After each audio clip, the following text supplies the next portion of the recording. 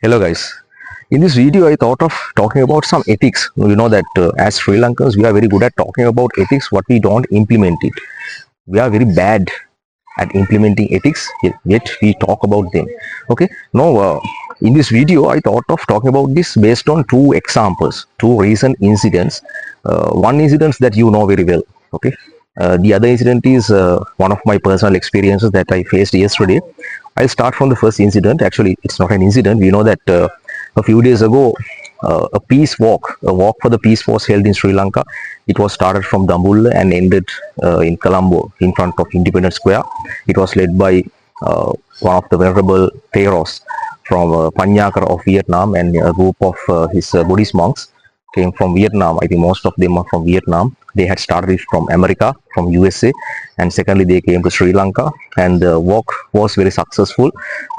We saw both on TV, on social media, we saw how how highly they were venerated, how highly they were respected by Sri Lankans, especially by Sri Lankan women. In Sinhala, we call them Upasakammala, right? It's good that we Sri Lankans are very good at going to temple. We we highly worship Lord Buddha, right?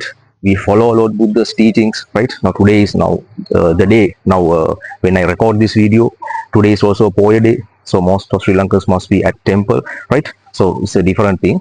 So basically, what I want to talk is, so when that peak was, when that walk for the peace was going on, we saw thousands of millions of Sri Lankan people, especially women, Sri Lankan Upasakammalas, they came on either side of the road and they respected, they worshipped that those venerable sirs, those Buddhist monks. Some of them tried to go near them and touch them. Some of them worshipped them lying, having light on the ground, right?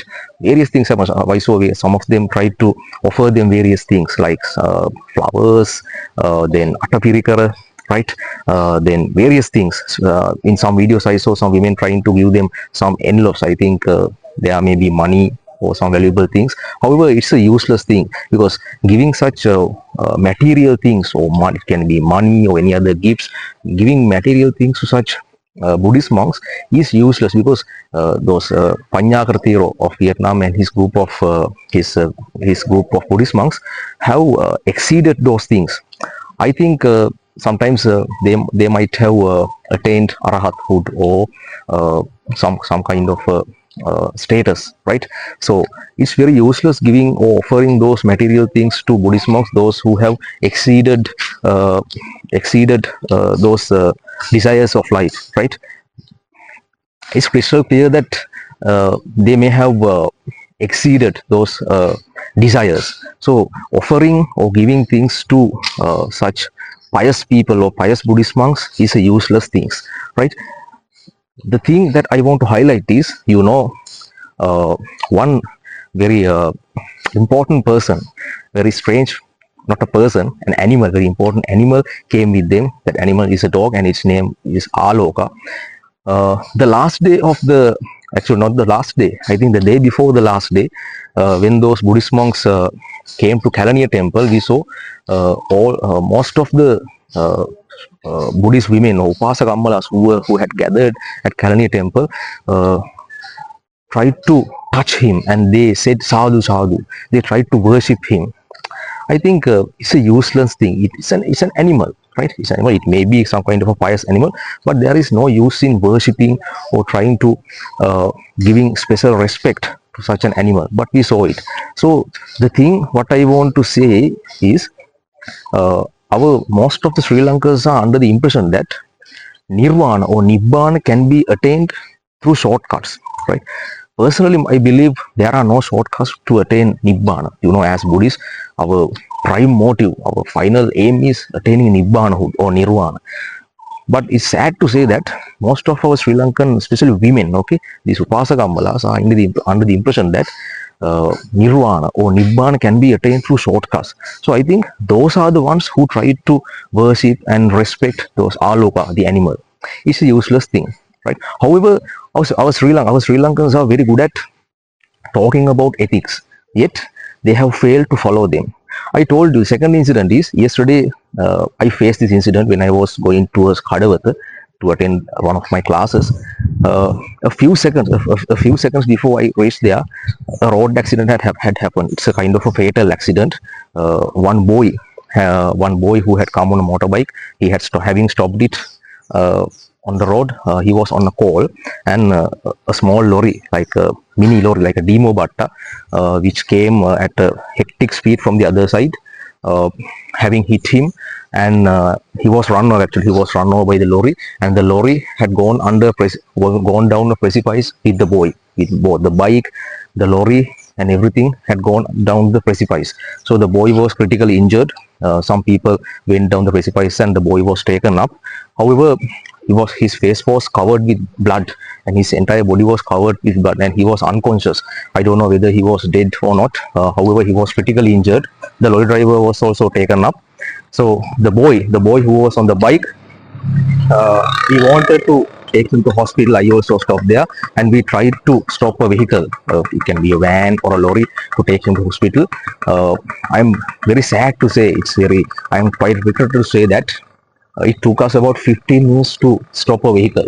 Right, we saw luxury cars, cabs, and various vehicles were going past that incident, that place. They were looking at it. They stopped the vehicle to look at it. Yet no one helped to take that boy inside and take him to hospital. Okay, so it took us about 15 minutes to take him hospital. His unconscious body was laid on the road, and people had to undergo a lot of difficulties to stop a vehicle. However, finally we were able to stop another small mini lorry, another limo batta, and he was taken into it, and he was taken to Ragam hospital. I don't know whether he was dead or whether he is okay. I hope he is okay. He's an innocent boy. However, he had to face a very unexpected incident. He might be on a call, having stopped his bike on the road. He might be on a call. When he was on the call, that lorry came, hit him. He was run over, and it went down the precipice with him. It's a very critical incident, a critical accident. So I want to link these two incidents, the two things. In the first example, our people want to attain nibbanahood or nirvana through shortcuts. Yet in the second incident, people very hardly come to help when others are in trouble. So when that boy was in a very critical condition, nobody came to help him, right? So that's why I say we Sri Lankans are very good at talking about ethics or morals, yet we have failed to practice them. We have failed to implement them. So as a country, we must be ashamed. Okay, you know that as Sri Lankans, we are in a very bad condition, very critical condition. We are running with the help of IMF's loans, right? So actually, as a nation, we should be ashamed of ourselves. We should be ashamed of us. However, I think one of the main reasons for this critical condition of the country is our people are very backward.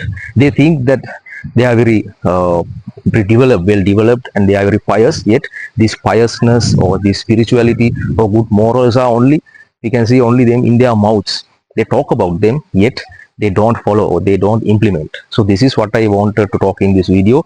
I hope I talked something important, and I hope you grabbed something important from this video. So if you learned something good, or if you added something good to your life from this video, please put a like and put a comment. So it will be it will be very good for me, very good for my it will be very helpful for my future videos. So until I come to you with another important walk and talk video, I may take your leave. Thank you and goodbye.